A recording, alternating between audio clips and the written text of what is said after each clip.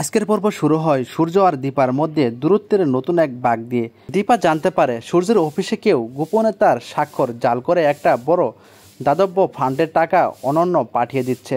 সন্ধ্যার পরে সূর্যের পুরনো সহকর্মী রিনার ওপর।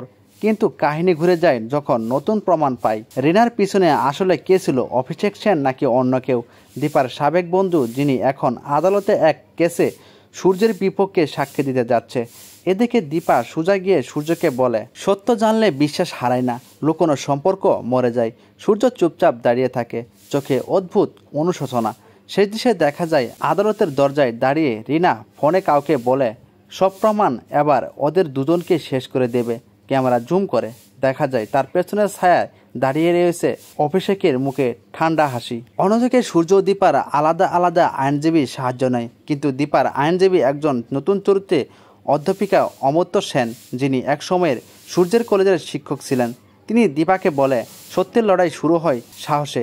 এদিকে আদালতে প্রথম শুনানি অভিষেকে মিথ্যা সাক্ষ্যে সূর্যকে কুলঠাসা করে দেয়।